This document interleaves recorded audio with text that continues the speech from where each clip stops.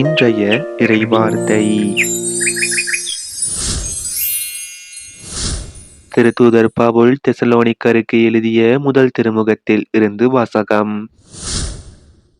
சகோதரர் சகோதரிகளே, நாங்கள் உங்களிடம் வந்த நோக்கம் வீணாகவில்லை என்பது உங்களுக்கே தெரியும்.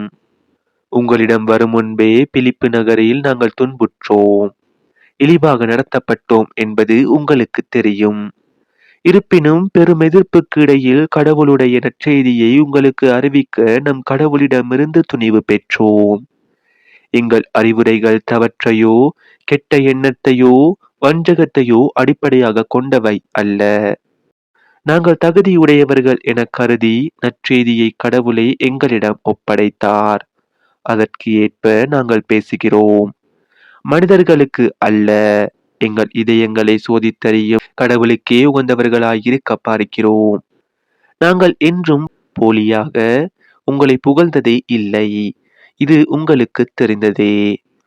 போதனை எனும் போர்வையில் நாங்கள் பொருள் பறிக்க பார்க்கவில்லை, இதற்கு கடவுளே சாட்சி. கிறிஸ்துவின் தூதர்கள் என்னும் முறையில் நாங்கள் உங்களிடம் மிகுதியாக எதிர்பார்த்திருக்க முடியும்.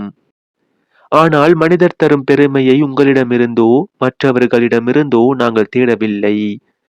மாறாக நாங்கள் உங்களிடையே இருந்த பொழுது தாய் தன் குழந்தைகளை பேணி வளர்ப்பது போல் கனிவுடன் நடந்து கொண்டோம். இவ்வாறு உங்கள் மீது ஏக்கமுள்ளவர்களாய் கடவுளுடைய நற்செய்தியை மட்டுமன்றி எங்களையே உங்களுக்கு கொடுத்துவிட ஆவலாய் இருந்தோம். ஏனெனில் நீங்கள் எங்கள் அன்புக்கு உரியவர்களாகிவிட்டீர்கள். இது ஆண்டவர் வழங்கும் அருள்வாக்கு. இறைவா, உமக்கு நன்றி. இன்றைய தினத்துக்கு உரிய நற்செய்தி வாசகம். மத்தேயு எழுதிய தூய நற்செய்தியில் இருந்து.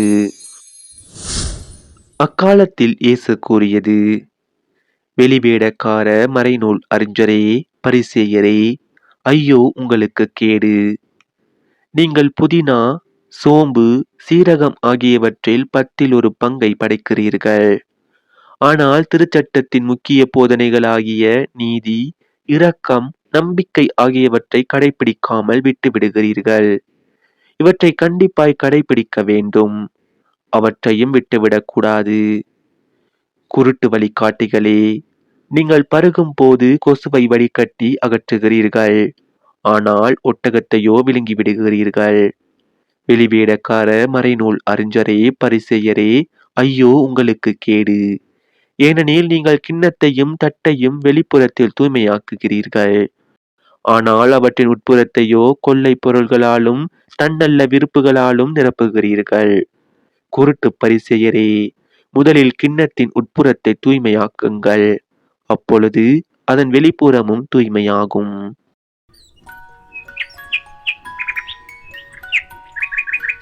இது நம் கிறிஸ்து இயேசு வழங்கும் வாழ்வு தரும் நற்செய்தி. கிறிஸ்துவே உமக்கு புகழ். இன்றைய தினத்துக்கு உரிய சிந்தனை துளிகள். பரிசேயர்களும் மறைநூலறிஞர்களும் வெளித்தோட்டத்திற்கு நேர்மையானவர்களாக, இறை பற்று மிகுந்தவர்களாக காட்சி தந்தனர். ஆனால் அவர்களின் உள்ளத்தை கொள்ளை பொருள்களாலும் தன்னல்ல விருப்புகளாலும் நிரப்பினர் என்று இயேசு கூறுகின்றார். நமது உள்ளங்களிலும் கொள்ளை பொருள்களும் தன்னல்ல விருப்புகளும் இருக்கின்றனவா என்று சோதிப்போம்.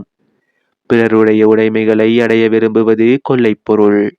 பிறர் மீது அக்கறை கொள்ளாமல் நமது இன்பம் பற்றியே அதிக ஆர்வம் கொள்வது தன்னல்ல விருப்பு. இவை இரண்டும் நம் மனதில் இருக்கும் வரை நமது உட்புறம் தூய்மையற்றதாகவே இருக்கும்.